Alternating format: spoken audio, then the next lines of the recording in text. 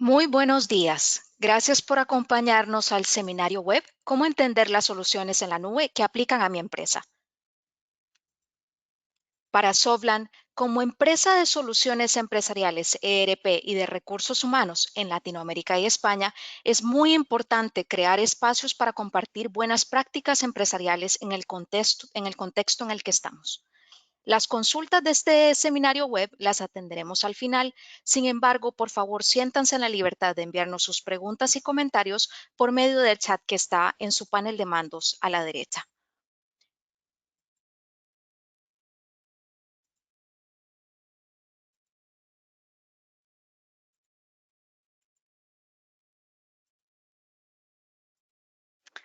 Como panelista hoy les presentamos a Gonzalo Sastad, nuestro director regional de ventas de Soflan, quien es máster en Administración de Empresas con énfasis en finanzas de la Universidad Interamericana de Costa Rica, además es licenciado en Ingeniería Industrial de la Universidad de Costa Rica, y Gonzalo cuenta con 20 años de experiencia en la industria del software de gestión para las empresas de Latinoamérica. Gonzalo es ensayista y conferencista en tecnología de información y en temas sociales. Además, es colaborador en distintas posiciones de proyectos y organizaciones relacionados con transformación digital, networking empresarial y proyección social. Gonzalo, muchas gracias por acompañarnos hoy. A partir de este momento, pues te cedemos la palabra para que puedas desarrollar este tema y que podamos luego atender las dudas de nuestros asistentes. Muchísimas gracias, Jackie, por la presentación y a todos los que nos acompaña el día de hoy.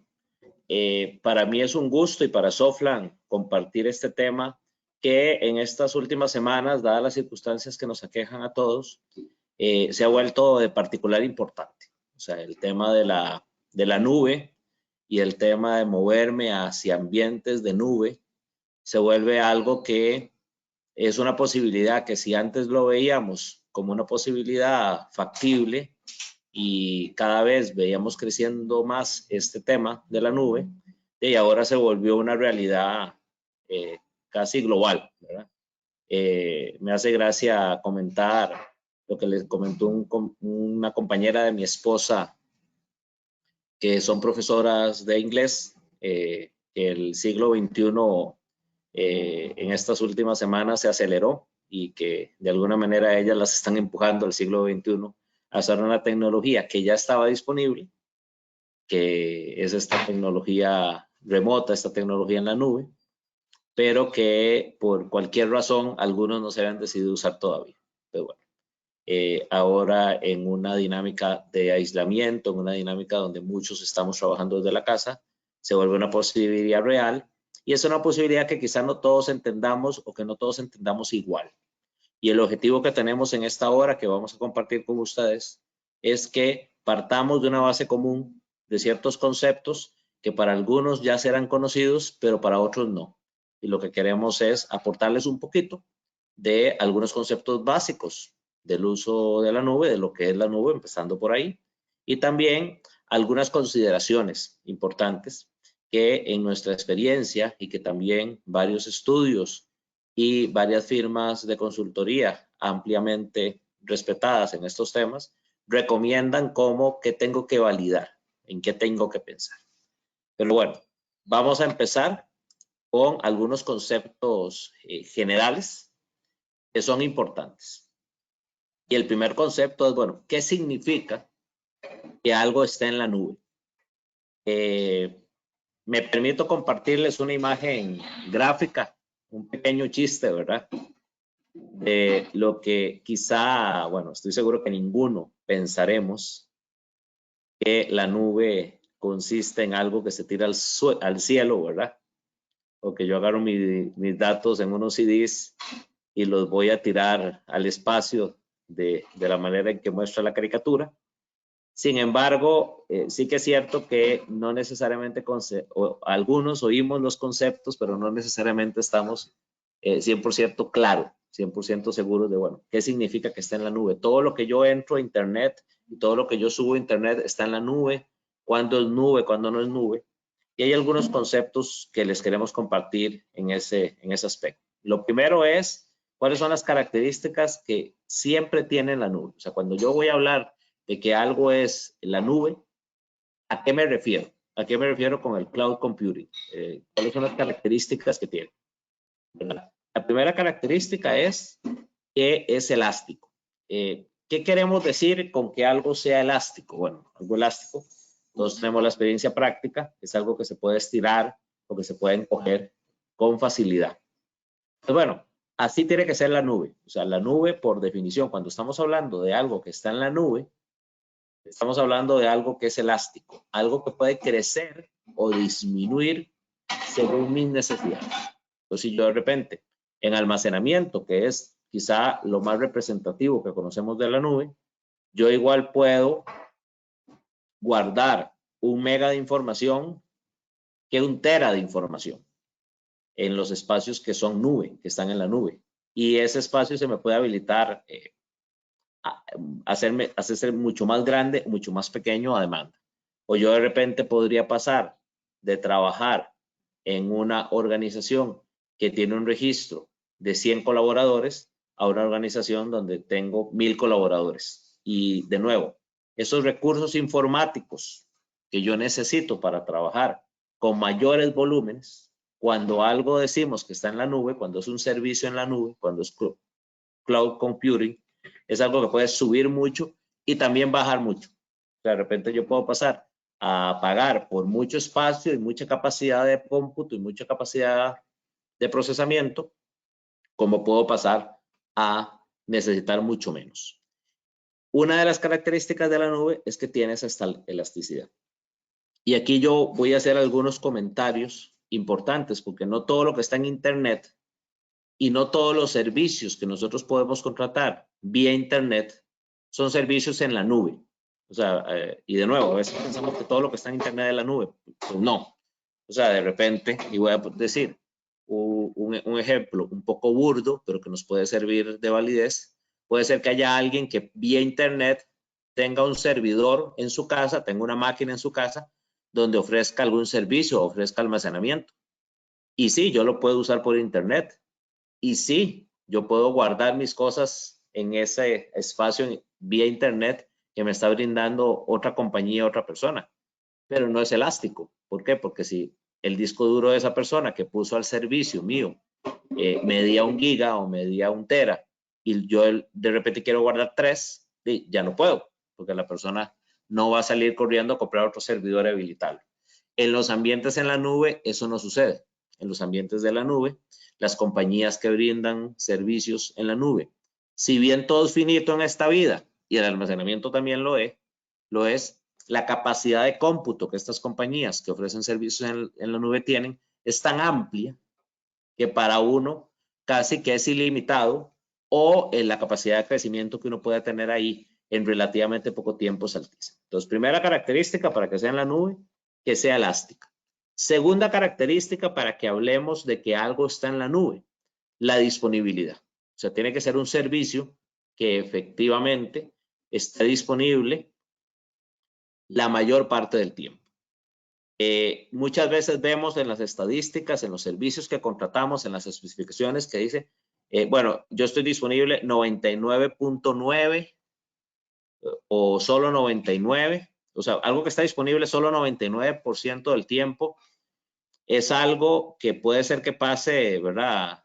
Perfectamente 6 días sin servicio, ¿verdad? Algo que está disponible 99.9, bueno, es algo que está disponible prácticamente todo el año y solo está disponible y solo no está disponible 8 o 10 horas al año. Algo que está disponible 99.95% del tiempo es algo que está disponible todo el tiempo y solo 4 horas no está disponible. Y así vemos que algunos ofrecen 99.9, que es prácticamente todo el tiempo, o sea, 1 hora en el año. Y cuando alguien ofrece 99.999, 3 nueves, es que eso está disponible sin duda alguna todo el tiempo. Depende de lo que uno esté manejando en la nube, es la disponibilidad que uno va a esperar. Y depende también, por qué no decirle, de lo que uno pague, ¿verdad? Es más caro pagar un servicio que está en la nube 99.9999 del tiempo que pagar algo que está 99.9 del tiempo en la nube. Pero bueno, sea un 9 o 2 nueves o 3 nueves, lo importante es que la disponibilidad es altísima. es altísimo. O sea, ya cuando estamos hablando de 99.9% en adelante, ya estamos hablando en algo que está suficientemente disponible a lo largo del tiempo para decir, bueno, eso es nube. Eso es nube porque está presente todo el tiempo.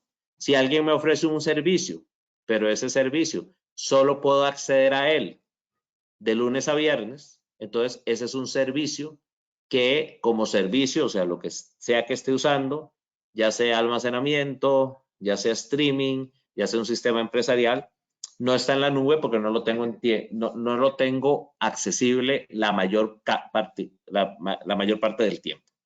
Segunda característica entonces, que esté siempre disponible, la disponibilidad. Y la tercera característica para decir que algo está en la nube es que tenga acceso global. Es decir, que yo lo pueda acceder o que yo pueda acceder a ese servicio, a esa información, a ese almacenamiento, a ese servicio empresarial o sistema empresarial desde cualquier lugar del mundo. O sea, no importa si yo estoy en Europa, si estoy en África, si estoy en Latinoamérica, si estoy en Estados Unidos, yo voy a poder acceder a ese servicio. O sea, el acceso global es otra de las características de la nube. Y la mayoría de los autores concuerdan y la mayoría de los lugares donde vamos a estar viendo el concepto de cloud computing, el concepto de nube, va a tener estas tres características: elasticidad, disponibilidad y acceso global. De repente ustedes van a ver otros listados donde incluyan otras cosas que también vamos a ir conociendo y vamos a ir entendiendo, pero no necesariamente son propias de la nube. Es decir, son cosas que usualmente uno ve en los servicios de la nube, pero para que sea nube, la mayoría de los autores concuerdan es que tiene que tener estas tres características. Y también para un sentido práctico de lo que queremos decir en la nube es que tenga esas tres características, que yo pueda accederlo desde cualquier lugar del mundo, en cualquier momento, y que yo pueda crecer o decrecer en ese servicio con bastante facilidad. Y eso es lo que llamamos de nube. Otras cosas que están ahí, por ejemplo, el pago por uso. Yo pago por lo que yo uso. Ese pago por lo que yo uso es una característica que no necesariamente es exclusivo o propio de la nube. De repente yo firmé un contrato de almacenamiento ilimitado donde me están cobrando una tarifa que es fija y eso me permite a mí crecer y decrecer y yo no pago más porque use más y yo no pago menos porque use menos.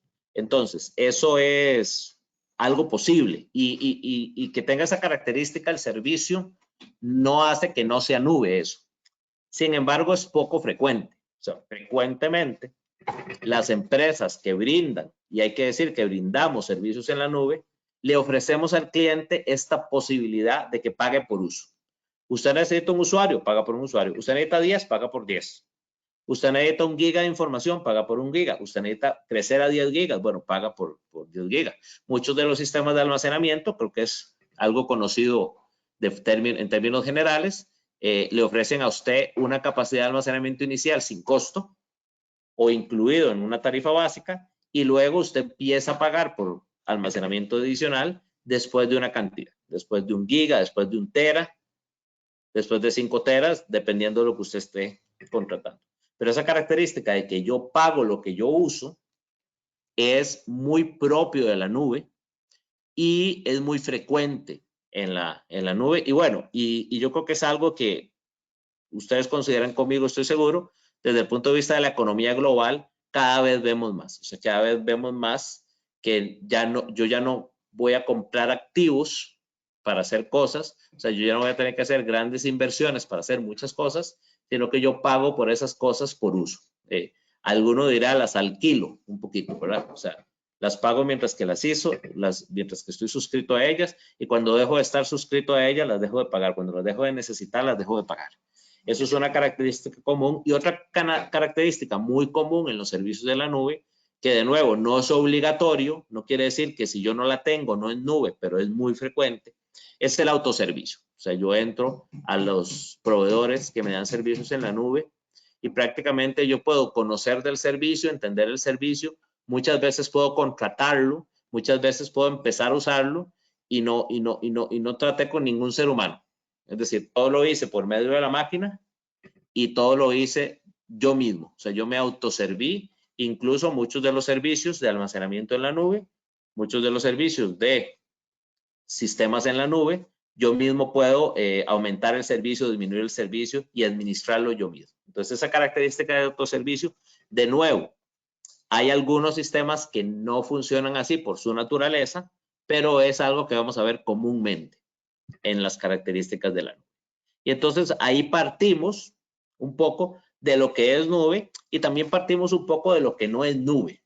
A veces uno contrata un servicio, por ejemplo, en un data center, y no tiene nada de malo contratar un servicio de un data center y no tiene nada de malo que uno contrate algo que no sea nube, porque como vamos a ver más adelante, uno tiene que contratar lo que uno necesita y a veces uno no necesita realmente un servicio de la nube. Pero frecuentemente, por estas características de elasticidad, de disponibilidad y de acceso global, uno va a querer ciertas cosas, tenerlas en la nube, tenerlas como un servicio de nube, y es importante entender, ¿verdad? Que para que hablemos el mismo idioma, que estamos hablando cuando nos referimos a que algo está o no en la nube. Aquí hay un par de divisiones de las nubes o un par de tipos o tipologías que hay dentro del cloud, dentro de la nube, que vale la pena también comentar para que ustedes lo conozcan y para que también cuando oigan estos conceptos, los que no los conocen, los puedan reconocer y puedan entender, bueno, ¿de qué estamos hablando? Algunos se ponen un poquillo técnicos, pero voy a tratar de ser lo más claro posible. Como vieron en mi perfil, yo no soy de un perfil técnico. Es decir, yo soy más de un perfil de negocios, pero bueno, ya después de 25 años de estar metido en esto, algo se le queda. Hasta yo que soy medio bruto, algo entiendo del tema. Y la idea es poder entenderlo desde el punto de vista de negocios. O sea, qué implicaciones tiene para negocios estos conceptos que algunos son técnicos. Entonces, una división es por el tipo de nube y vamos a oírlo mucho. O sea, que hablan de nube pública o nube privada o nube híbrida. ¿Y a qué se refieren con esto? Vamos a ver, cuando hablamos del concepto de nube pública, lo que significa es que los recursos informáticos que yo estoy usando para usar esa aplicación de negocio, ese almacenamiento, son públicos. Eso quiere decir que a mí no me gusta usar la palabra cualquiera, pero muchas personas pueden utilizar ese servicio. O sea, es público el uso de ese servicio. Un ejemplo clarísimo son los servicios de correo electrónico. Hablemos, por ejemplo, de Office 365, hablemos, por ejemplo, de Gmail. Esas son plataformas de nube pública en el extremo más representativo de lo que significa una nube pública. ¿Qué pasa? Cuando yo tengo un correo en Office 365 o almaceno algo en Dropbox o almaceno algo en Google, esos servidores, esos discos duros, esos sistemas de almacenamiento, yo no sé ni dónde están, ni quién más los está usando. O sea, son algo que es público, ¿verdad? Es como un parque. Yo entro y lo uso. Y puede ser que hayan 3 personas ahí en el parque o puede ser que haya ninguna. Claro, yo no veo a esas personas que están usando esos sistemas. Por tratarse del tipo de computación que estamos hablando, aunque sea pública, yo no la veo y hay mecanismos de seguridad de datos y hay mecanismos de guardar la información de cada quien que le permiten que uno vea eso como si fuera el disco duro de su máquina. O sea, yo tengo mi carpetita ahí, y mi carpetita se llama Gonzalo y solo yo la accedo. Y eso es cierto, es decir, que sea pública no significa que sea insegura. Pero ¿qué pasa? Que en el disco duro donde está mi carpetita, que dice Gonzalo, también está la carpeta de Jackie, también hay un montón de carpetas. Es decir, los recursos informáticos son comunes para muchas personas y son abiertos, o sea, cualquiera podría contratar ese servicio y usar ese servicio igual que lo estoy usando yo. Eso es lo que nos referimos y ese es el concepto cuando se oye el concepto de nube pública. Por el contrario, cuando se está hablando de nube privada, son características que son nube. ¿Por qué son nube? Porque igual tienen mucha capacidad de almacenamiento, o sea, igual tienen la elasticidad que hablamos antes, igual tienen la disponibilidad que hablamos antes y también tienen la accesibilidad que hablamos antes. O sea, yo lo puedo usar desde cualquier lugar del mundo, en cualquier momento y puedo crecer y decrecer en ella. Pero los recursos son privados, o sea, los recursos son solo míos.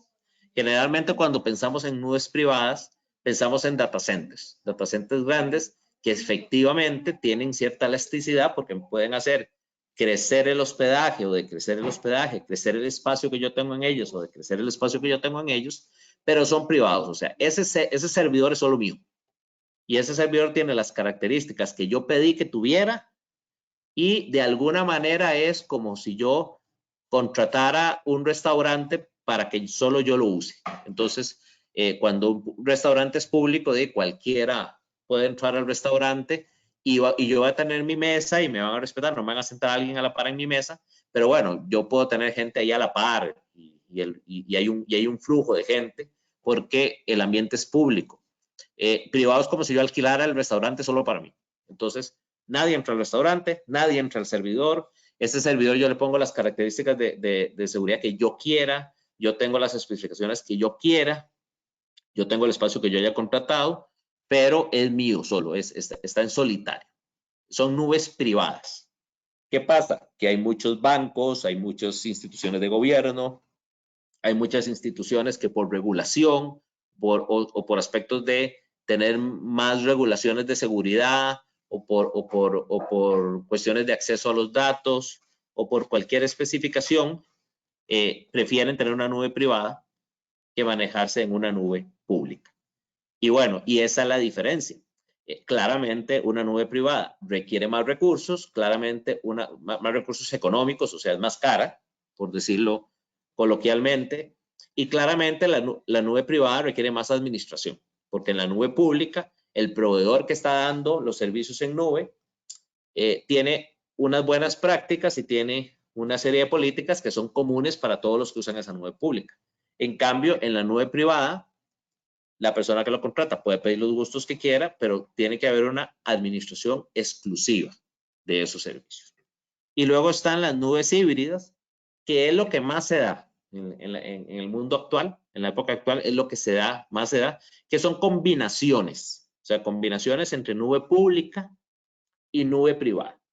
Son combinaciones donde yo puedo tener, por ejemplo, y les digo con ejemplos de marcas inclusive, pero para ser representativo, yo puedo tener mi Office 365, que es donde tengo el correo, donde tengo la administración de almacenamiento, donde de repente tengo manejo de mi Word, mi Excel, mis archivos personales o comunales, y eso está en una nube pública, pero de repente mi planilla, o sea, la nómina, la manejo en una nube privada, porque yo no quiero que mi planilla esté ahí en un ambiente público, porque yo manejo datos muy, muy delicados, o porque me siento más cómodo, o por la razón que sea.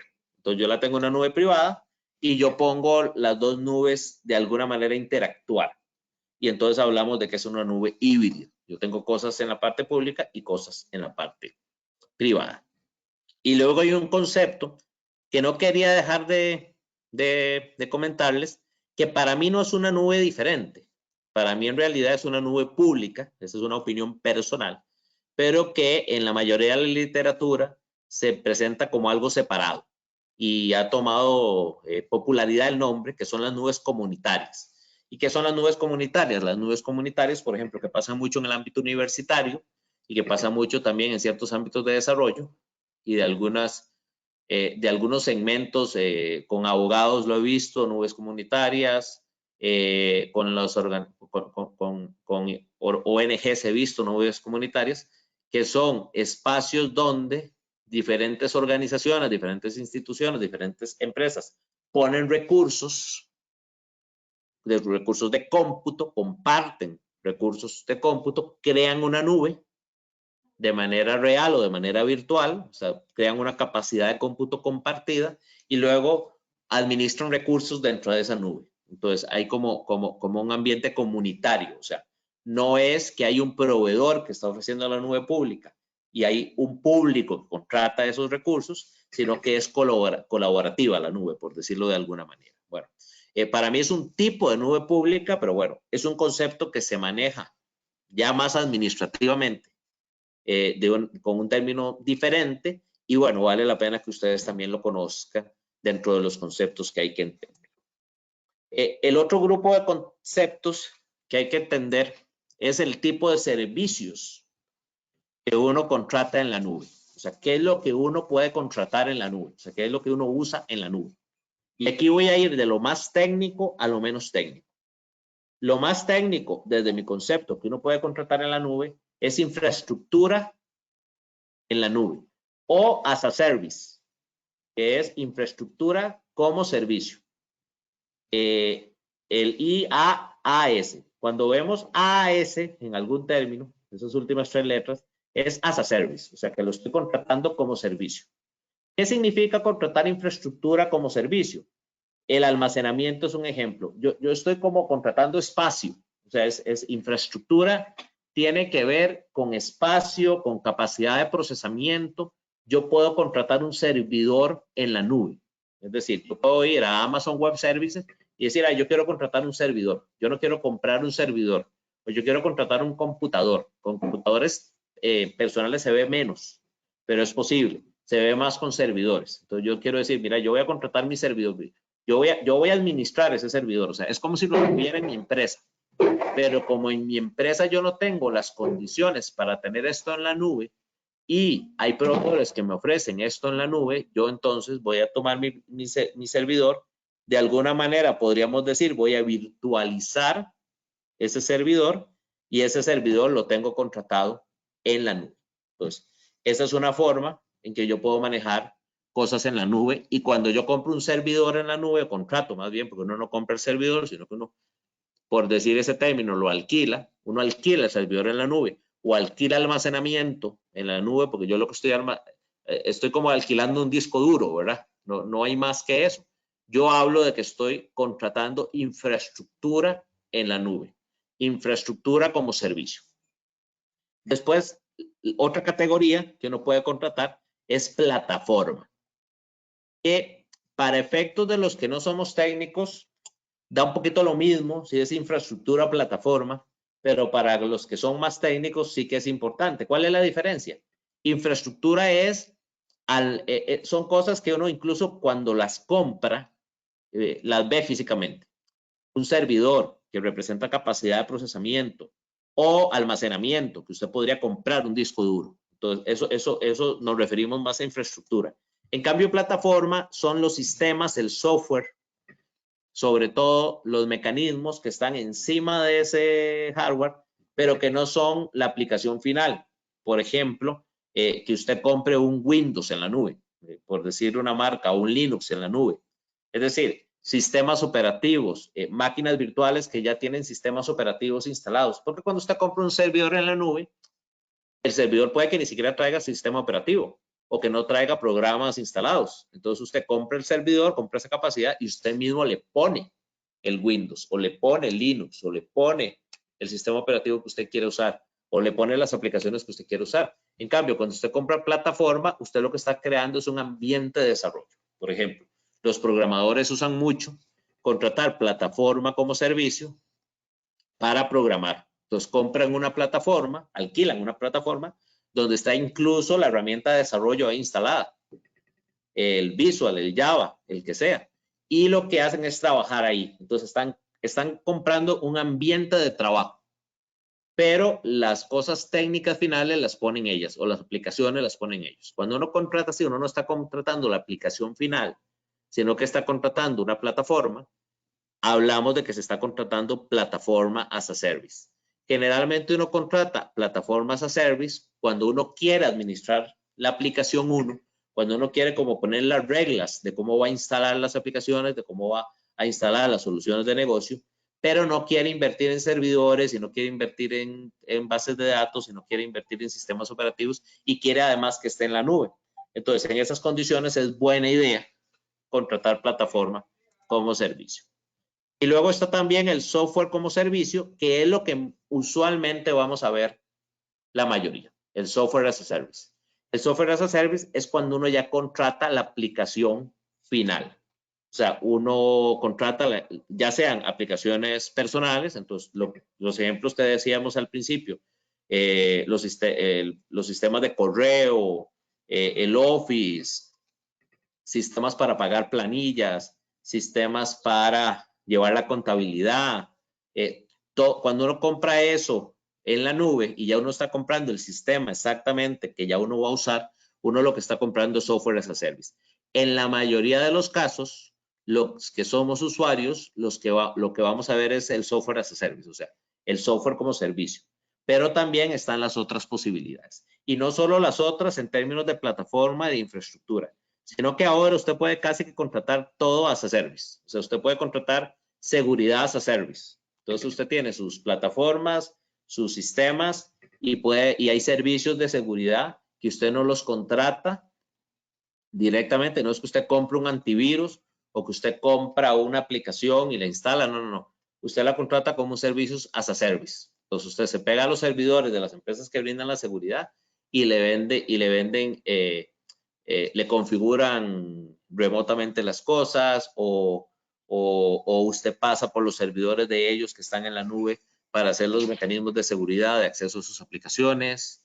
Hay monitoreo de la actividad suya as a service, almacenamiento as a service, que lo conocemos desde hace mucho, respaldos, continuidad de negocios as a service. Continuidad de negocio es esa alternativa que me permite a mí seguir trabajando, aunque, perdón que haga la comparación, aunque haya una pandemia mundial o aunque haya una circunstancia adicional, que el lugar donde yo usualmente trabajo se dañó por cualquier razón y yo necesito seguir trabajando. Entonces yo tengo como un respaldo de eso en otro lado. Y eso me permite tener a mí continuidad de negocio. Bueno, eso yo lo puedo contratar as a service. Hoy por hoy, las alternativas, o sea, hasta las cosas, hay montones, hasta muchas que estoy seguro yo no conozco, y ya casi todo uno lo puede contratar en la nube as a service.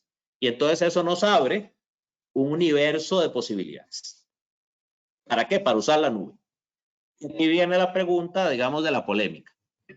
¿Yo debería usar la nube o mejor no uso la nube? Porque hay preocupaciones válidas para no usar la nube.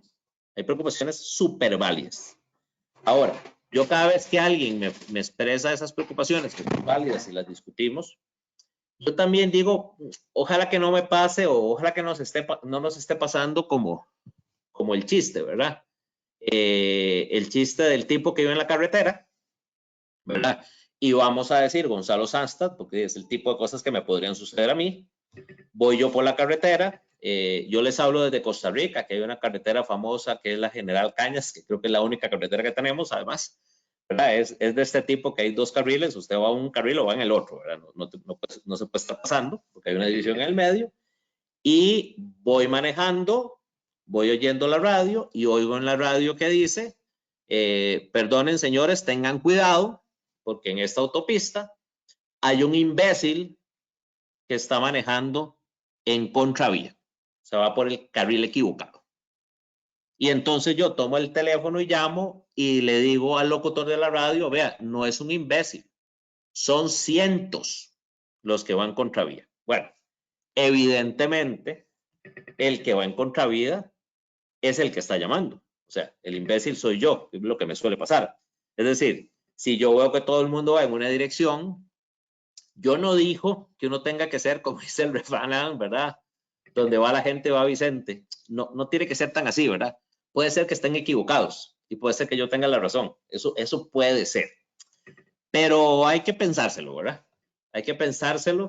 Las estadísticas son, ¿verdad? Arrolladoras en estos momentos. O sea, lo que significa la industria en dinero, o sea, todos, y esto tiene dos implicaciones. Esto tiene una implicación que claramente hay una apuesta clara a trabajar en la nube, ¿verdad? Las cifras son de millones, o sea, se estima que en el 2020, esta estimación es a inicios de este año, que calculaban que iba a estar cerca de los 300 billones de billions, ¿verdad? Que son miles de millones de dólares. Esto era inicio de año y estoy seguro que estas cifras cuando termine el año, con la bajada que significa la crisis, pero la subida que significa que todo el mundo terminó yéndose a la nube finalmente, van a ser mayores. O sea, yo creo que estas cifras incluso van a ser conservadores por las circunstancias que nos aquejan. Bueno, y esto también significa no solo que hay un negocio en trabajar en la nube, sino que la mayoría de las empresas de tecnologías, y yo creo que todas, sus sistemas los están ofreciendo en la nube. Entonces va a llegar un momento en que el tema no va a ser decidir si yo estoy en la nube, porque a menos que yo desarrolle mis propios sistemas, todos los sistemas que me van a ofrecer van a estar en la nube. ¿Por qué? Porque la plata se está moviendo hacia allá. Entonces, va a ser muy difícil que yo encuentre alternativas que no estén en este tipo de tecnología. Aquí les comparto otras estadísticas, ¿verdad? El 90% de las empresas están utilizando algún servicio en la nube, según 451 Research. Aquí hay datos de Forbes, ¿verdad? Respecto a que el 83% de los registros de las empresas, estos en Estados Unidos, van a terminar en algún tipo de nube. Para el 2020 también se proyecta que cuando termine el año van a haber 3.6 billones de personas, o sea, 3.6 miles de millones de personas. Eso es casi la mitad de la población mundial que va a utilizar alguna cosa en la nube, ¿verdad? Bueno, y no es difícil creerse ese número cuando sabemos que la mayoría de las cosas que hacemos en nuestro celular, por detrás lo que hay son sistemas en la nube y por detrás lo que hay es almacenamiento o procesamiento en la nube. Entonces, bueno, la nube es una realidad, ¿verdad? Y es una realidad a la cual claramente yo creo que hay que entrarle y hay que entender la mejor forma de entrar. Entonces, habiendo nivelado un poquito la cancha de lo que significa que algo esté en la nube y habiéndoles compartido un poquito mi sentir, pero yo creo que va a ser el sentir de muchos de los que estamos en tecnología, sino de la mayoría de los que estamos en tecnología. O sea, está claro que este es el camino. No siempre fue tan claro. Es decir, hace 10 años nosotros teníamos algo que se llamaba ASP, que era servicios, que era como el papá o el abuelito de lo que son ahora los servicios en la nube. Y había un escepticismo altísimo de las personas en usar ese tipo de servicios. De hecho, la difusión de esto no fue tan fuerte. Pero lo que ha pasado en términos de servicios en la nube, particularmente en los últimos 5 años, es arrollador. Es que yo ya no conozco a nadie que no tenga algo en la nube o que no haya considerado o que no lo esté considerando. Y lo mismo dicen prácticamente todas las estadísticas. Ahora, ¿qué tengo yo que considerar? O sea, no es de nuevo, bueno, está bien, vámonos a la nube. Bueno, hay un montón de ofertas. Hay un montón de sistemas que le dicen a usted, bueno, yo estoy en la nube, aquel está en la nube, yo le ofrezco el servicio en la nube, ya sea como única alternativa o como alternativa. Y bueno, y aquí viene un poquito las reflexiones de cuáles son los aspectos. Yo les voy a comentar básicamente 5 cosas que yo considero que son las que hay que considerar y de repente habrá más, ¿verdad? Como siempre hay más y siempre hay otro listado y cada profesor tiene su librito, dice el refrán, ¿verdad? Y yo tengo el mío. Coincide, eso sí, con alguna literatura y con varias consideraciones que usted se encuentra. Y yo creo que si bien no está todo lo que uno tenga que considerar, son lo que representa los aspectos más importantes. Y el primero generalmente uno no lo ve en las listas, porque a veces lo obvio no está en las listas, y es la utilidad. ¿Qué quiero decir con la utilidad? Como digo siempre, con todo lo que tiene que ver con tecnología, y como digo también siempre con todo. Usted las cosas las tiene que hacer por algo. Usted las inversiones no las puede hacer por moda, mucho menos ahora que estamos con una crisis enfrente. O sea, usted no puede hacer, bueno, no, es que voy a contratar, voy a tener las cosas, el almacenamiento en la nube, voy a tener mi sistema empresarial en la nube porque es de moda. No. Tiene que tener una utilidad clara para usted o para su negocio. Tiene que ser, la utilidad tiene que estar clara. Yo creo que está claro en muchos aspectos. Por ejemplo, ahora que todos tenemos que trabajar desde la casa, los temas de lo que ofrece la nube, por ejemplo, en términos de accesibilidad, de ahí es clara la utilidad. Es que prácticamente o tengo un sistema que pueden acceder todos desde la casa o tengo que dejar de trabajar porque tengo restricciones en los distintos países que me impiden que la gente vaya a las oficinas. Entonces, el aspecto de accesibilidad, la utilidad es innegable. Y eso debería ser suficiente en muchos de los casos para que yo haga una inversión. Pero tengo que considerar también qué otros beneficios o qué beneficios quiero yo lograr. En términos de reducción de tiempos, en términos de eficiencia, en términos incluso de seguridad, en términos de cumplimiento. O sea, siempre tiene que haber una razón para la cual yo haga las cosas. ¿Y por qué menciono esto? Que pareciera ser bastante obvio. Porque a pesar de que es bastante obvio y a pesar de que la mayoría estoy seguro que lo consideren, yo sí que veo muchas veces donde el objetivo para el cual se iba a hacer la compra, el objetivo para el cual se iba a hacer la contratación, se pierde un poquito en el camino. Entonces, bueno, yo voy a hacer la compra para tener esa accesibilidad y para además, por decirles un ejemplo, pagar la planilla más rápido. Pero luego cuando voy haciendo el análisis se meten otras consideraciones y empezamos a llevar la discusión por muy distintos lados y terminé implementando el sistema o terminé comprando un sistema y cuando veo yo si es capaz de pagar la planilla me doy cuenta que no, que pago la planilla, que duró lo mismo pagando la planilla con el sistema que compré que lo que duraba con el que tenía antes. Y entonces, claro, perdí el foco de la utilidad que yo quería lograr y perdí el objetivo de negocio. Eso nos daría para otra reflexión, pero no me gusta no comentarlo porque es algo que tenemos que tener siempre claro. Lo otro que también aplica para todos los sistemas informáticos y la nube no es la excepción, es que yo hago una adecuada adopción. Las cifras que tienen firmas como IDC, las cifras que comparten empresas que estudian estas cosas como Gartner, son terribles en términos de la adopción, no solo de la nube, de sistemas informáticos o de implementaciones de mejoras en general.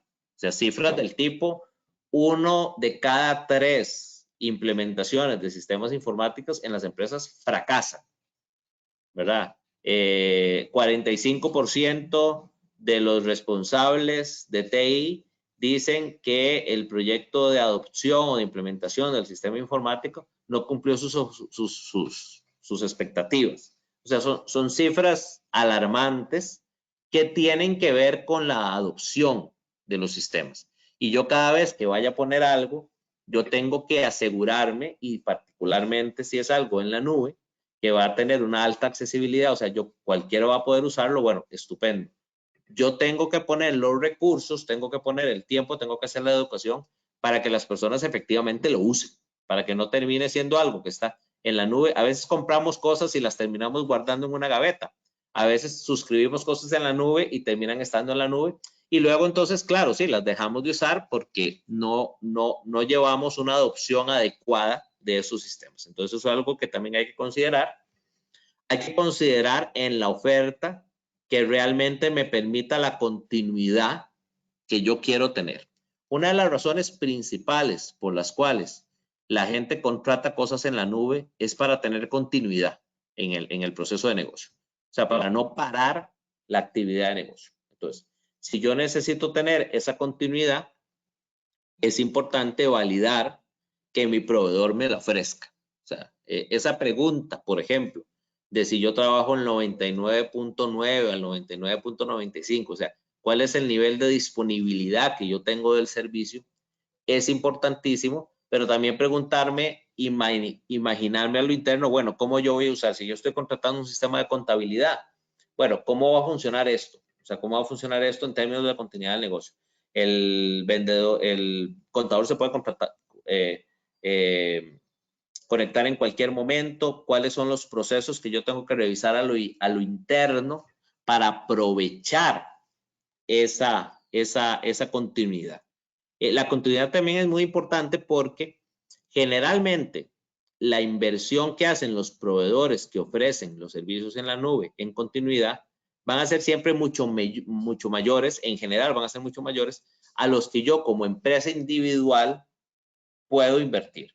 Y es una de las grandes ventajas que tiene contratar cosas en la nube. Es decir, el proveedor que me está dando el servicio en la nube posiblemente tenga un sistema de respaldos, un sistema de seguridad, un sistema de continuidad de negocio mucho mayor al que yo podría tener si yo tuviera las cosas en un servidor en mi oficina. O sea, que yo me puedo sentir muy seguro porque yo tengo el servidor en mi oficina y el responsable de TI en mi empresa o la persona que yo tengo asignado esa función me asegura que la cosa está súper bien y funcionando súper bien y estoy seguro que es así, pero luego le pasó algo a ese servidor, hubo una descarga eléctrica, pasó un camión y se voló la toma de electricidad, pasó alguien y con intención o sin intención hizo un daño y ya perdí la continuidad de mi negocio porque no tenía otro respaldo o porque levantar el otro respaldo no es tan fácil. Bueno, mucho de lo que yo voy a hacer cuando invierto en sistemas en la nube o cuando contrato sistemas en la nube es asegurarme esa continuidad. Bueno, tengo que estar seguro que se dé. La integración también es importante. O sea, yo tengo que hablar con el proveedor que me está ofreciendo o averiguar con las ofertas que yo tengo cómo va a funcionar esa información que yo tengo en la nube con la información que yo no tengo en la nube. O sea, qué información tengo que subir a la nube, qué información tengo que bajar de la nube a mi computador, si sincroniza con lo que tengo en mi máquina, entender cómo funciona eso, entender qué previsiones tengo que tener yo para que eso funcione. O sea, tengo que dibujarlo. Porque a veces también, como a veces también hay muchos que nos da miedo, les da miedo entrar a contratar sistemas de la nube, por otro lado también hay muchos que más bien sobreestiman lo que van a recibir en la nube. Y bueno, y piensan que, por ejemplo, si tienen algo en la nube, mágicamente va a estar en todas sus computadoras. Y no funciona así. Es decir, al final hay que configurar cosas o hay que establecer o tener a alguien que lo guíe a uno para configurar esas cosas para entender dónde está la información y cómo se va a integrar esa información. Y finalmente, pero no menos importante, la seguridad. La principal preocupación que tienen las personas que contratan en la nube, según la Asociación para la Seguridad Informática de Estados Unidos, que hay una asociación que se dedica a esto, y para mí no fue una sorpresa, ¿verdad? Es una gran preocupación, es la seguridad. O sea, la mayoría de los problemas que se tienen ahora en la nube, o sea, con la nube resolvimos un montón de problemas. La accesibilidad, los recursos, las caídas, que yo puedo verlo desde cualquier momento. O sea, hay un montón de cosas que con la nube se resuelven. Pero ¿qué pasa? Que ahora hay no más, y a mí me gusta hacer el comentario, no es que hay menos seguridad en la nube, porque en los servidores de muchas empresas hay muy poquita seguridad y se los aseguro por experiencia. ¿Verdad?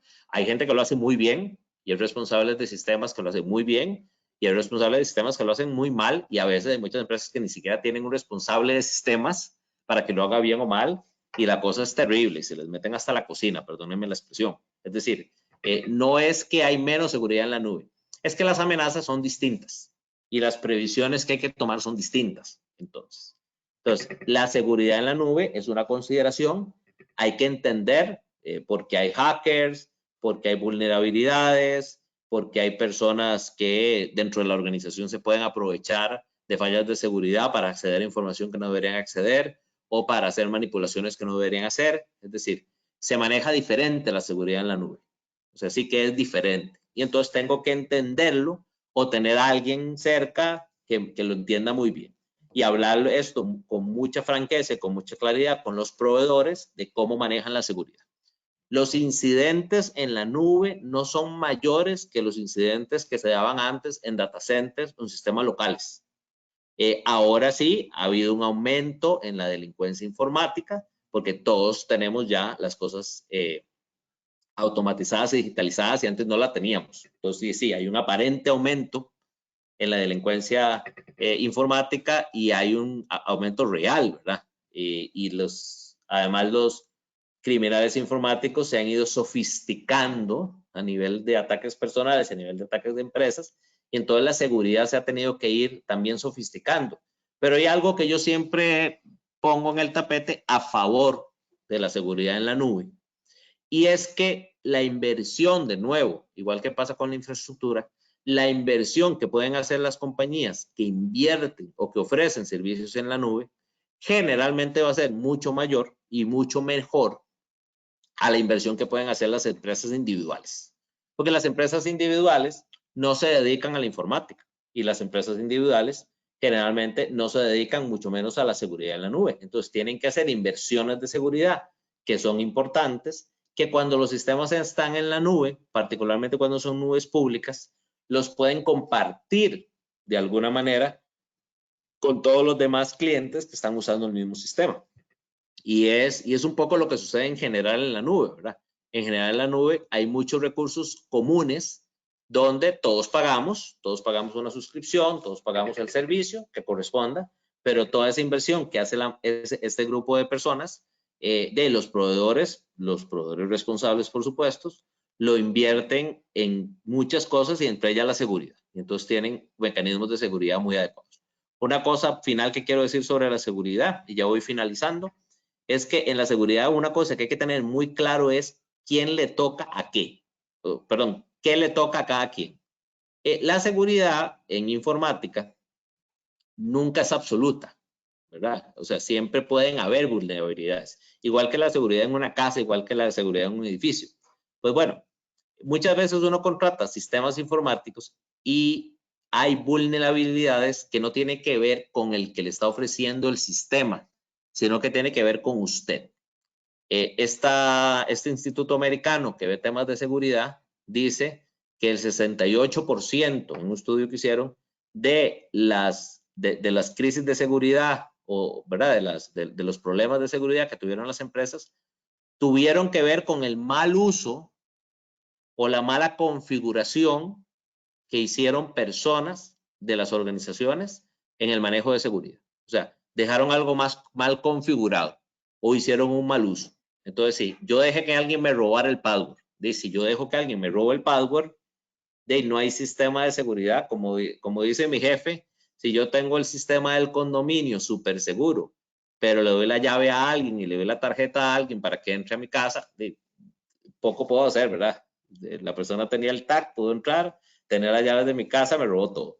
Igual pasa en informática, es decir, si yo no soy cuidadoso con el password del banco, si yo no soy cuidadoso con los passwords o el tipo de acceso que yo hago en mis sistemas, es posible que se me metan a robar o es posible que se metan con mis credenciales a hacer algo que yo no quiero que hacer. Entonces hay que estar muy consciente de eso y aumentar los recursos. Finalmente, comentarles, esto es un análisis integral, como todo lo que uno contrata.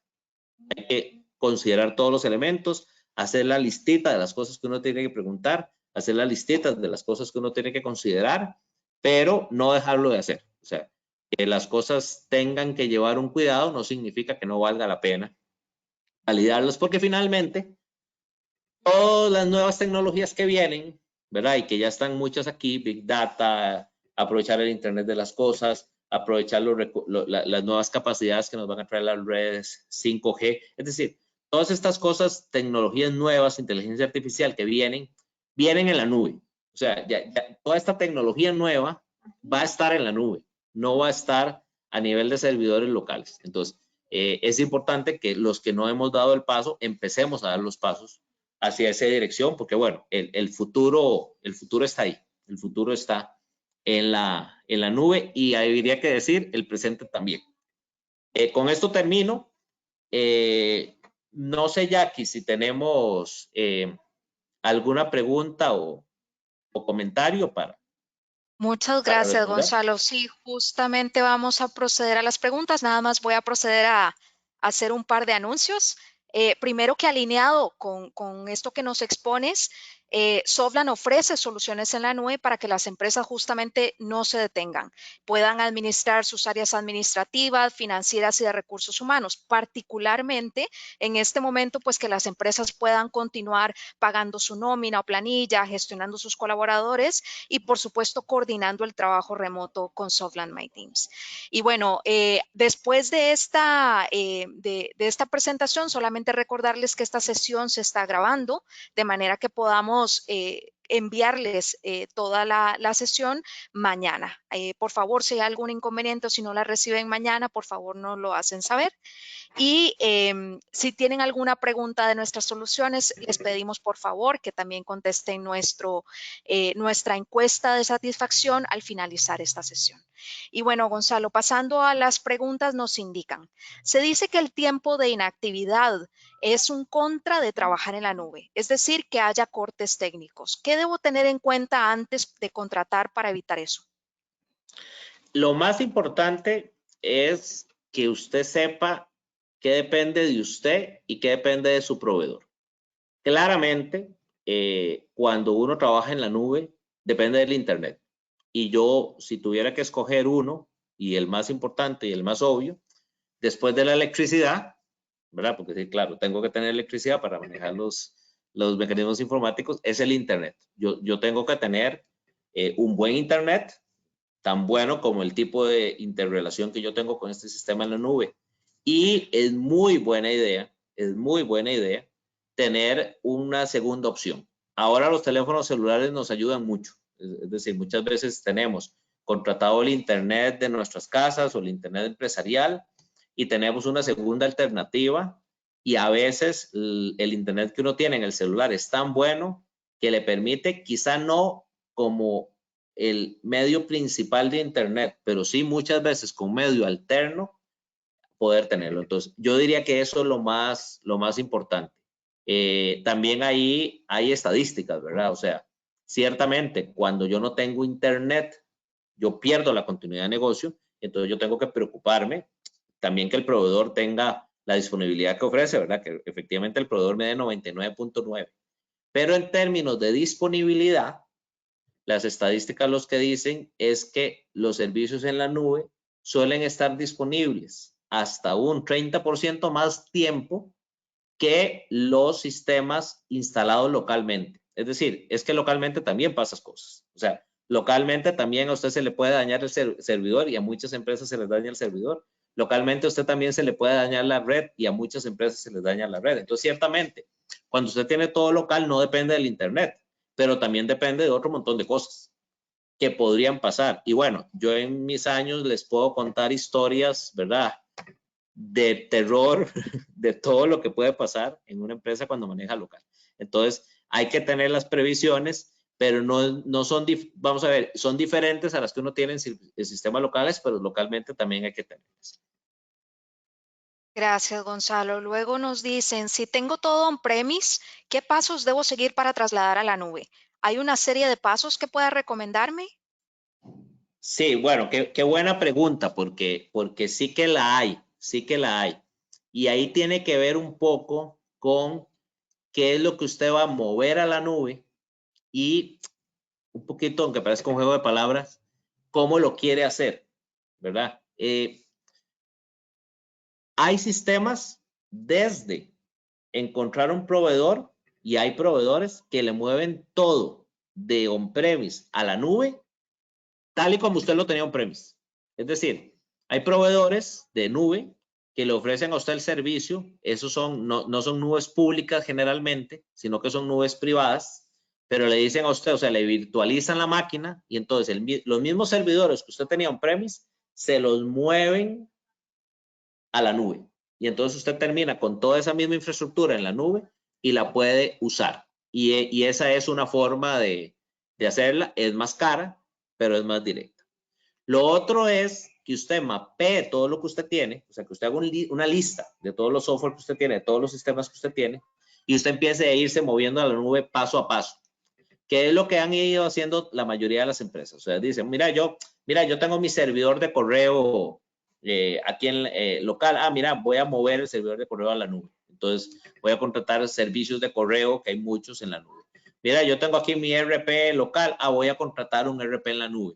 O voy a contratar la versión del que yo tengo local, la voy a contratar en la nube. O voy a hablar con ese proveedor para mover mi sistema que yo tengo local a la nube.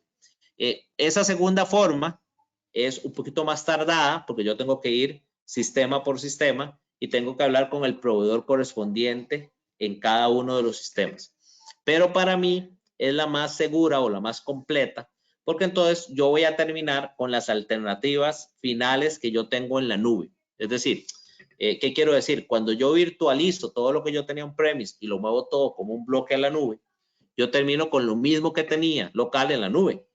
Y no necesariamente lo que tenía local era lo mejor en ese momento.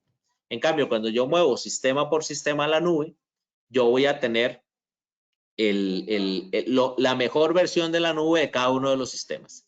En términos de temas de validar, un poco los que mencioné, validar la seguridad, validar la implementación, o sea, como la adopción, o sea, cómo es que yo lo voy a aprovechar, validar los recursos que yo tengo que poner, que me va a poner el proveedor, y bueno, y validar los costos. Y cuando uno valida los costos, perdón que me emplee aquí un poquito, uno no solo tiene que pensar lo que me están mandando como factura o como cotización en el momento, uno también tiene que ver, bueno, cómo va a ser esto a lo largo del tiempo y proyectar 1 año o 2 años de cuánto me cuesta a mí localmente la cosa en contra cuánto me va a costar a lo largo del tiempo. Gracias. Y para finalizar, Gonzalo, nos preguntan por proveedores de servicios que vos recomendás. Uy, siempre, vamos, siempre me ponen, me ponen en un compromiso porque hay muchos buenos, hay muchos buenos y otros no más buenos. Más bien, aquí me voy a ocultar detrás de Gartner, ¿verdad? Gartner, que es una firma internacional, ¿qué es lo que dice? Lo que dice es que hay 3 líderes en servicios en general de la nube. Uno es Amazon Web Services, otro es Microsoft con su sistema Azure y el otro es Google. Y esos son los 3 que, por lo menos desde la perspectiva de Gartner, son los que ofrecen mayor oferta. A partir de ahí, de casi que, incluso pueden tener mi contacto privado, casi que hay que ver específicamente qué es lo que usted quiere migrar a la nube. O sea, sabiendo cuál es, porque hay también proveedores en cada uno de los países muy buenos que hacen esos servicios. Pero bueno, esos 3 marcas que les comenté son los que dice Gartner. Y yo, ¿qué les voy a decir? Si necesitan mover un RP, de que sea Softland, ¿verdad? Yo no tengo otra respuesta a esa pregunta. Muchas gracias, Gonzalo, por tus consejos. Y bueno, justamente si tienen alguna pregunta para Gonzalo adicional, no duden en enviárnosla a informes@softland.la, que es el correo electrónico que está ligado también con las grabaciones y correos que el sistema les envía. Entonces, no duden también en hacernos cualquier consulta adicional. Les pedimos nuevamente, por favor, contestar la encuesta de satisfacción que se presentará al cerrar esta sesión. Se les hará llegar la grabación mañana viernes. Nuevamente, por favor, nos escriben si no es así. Y por otro lado, en el panel a su derecha de control van a encontrar en la sección de documentos la presentación de Gonzalo en PDF para que puedan descargarla en este momento. Entonces, vamos a dejar la sesión un ratito abierta de manera que puedan descargar el documento. Y bueno, de parte de Softland agradecemos a cada uno de ustedes su atención. Que tengan un muy buen día. Muchas gracias.